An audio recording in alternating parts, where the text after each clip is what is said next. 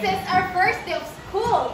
So, I'm expected that each one of you I don't know what is your name. So our first activity, each one of you will introduce yourself, okay? So, I don't need to call you one by one, and I will not call you one by one. Instead, you just have to, who do you think will going to introduce yourself first, okay? So, let's start.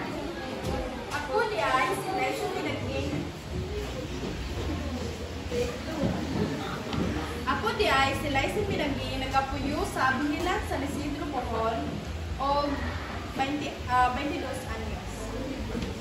Ako si Jezabel Villar, 20 anyos, nagapuyo sa Panggangan, Calapay, Bohol. My name is Willie Bates and I'm 21 years old and I live in Pasaco, Bohol.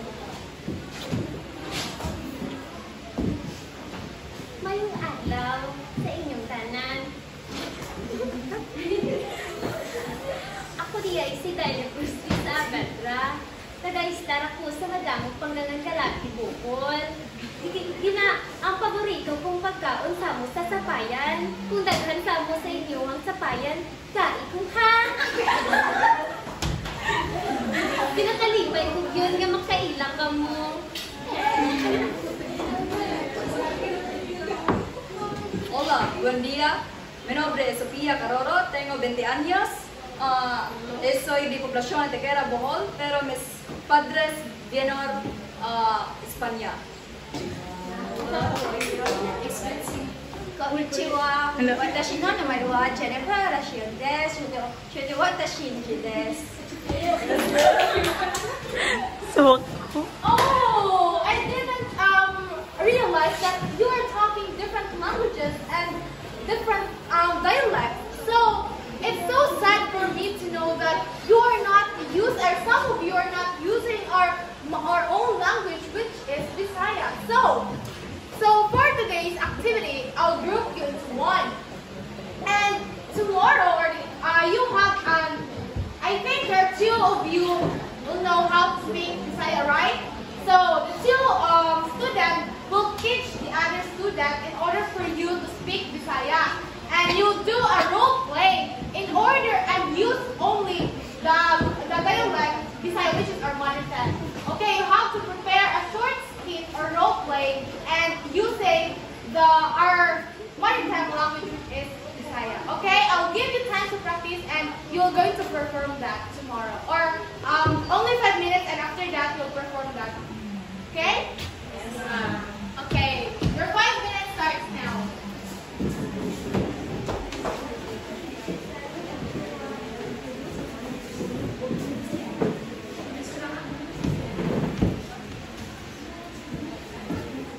So I will teach you how to speak Bisaya. Ako di ay si Eliza Nilagin. It means my name is, state your name. Ako di ay si... Then, guapa means, in English means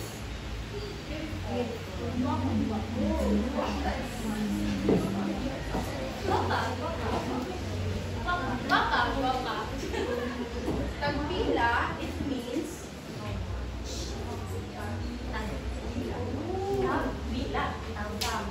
Tagpila. wow, things that in Ganon. Tagpilan eh? Sorry, wako ka des. ¿Cuánto cuesta este?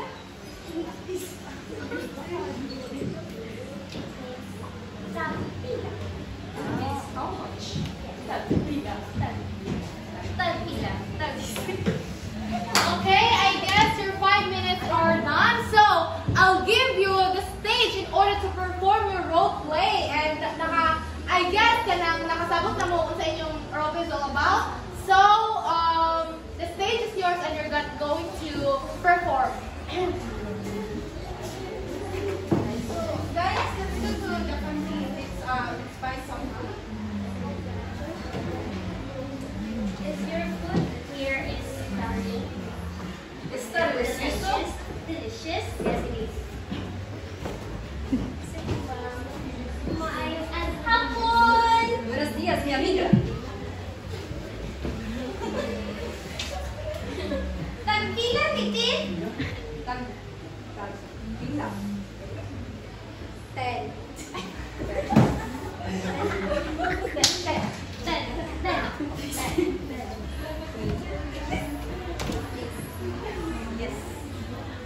Palit ni.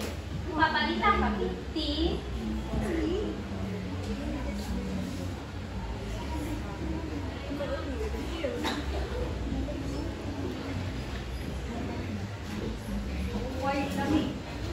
Pinahambal mo sa akin, di yung namit, pero hindi man siya gamit. Hindi siya namit.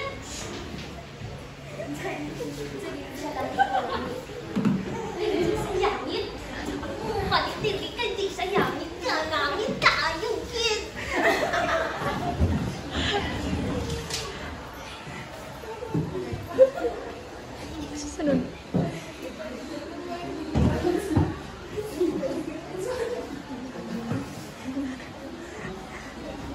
Bye.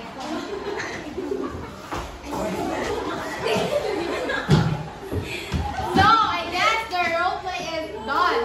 So our explanation to that our samang skit is that the teacher, in order for the students, especially if the students are multilingual, the teachers must know how to make a application task for the students in order to apply using the mother tongue language, in order for the student to not only speak the language that they know, but to have in class they have to use the mother tongue language, because that is necessary for a student to not just know their second language but our own language. Thank you.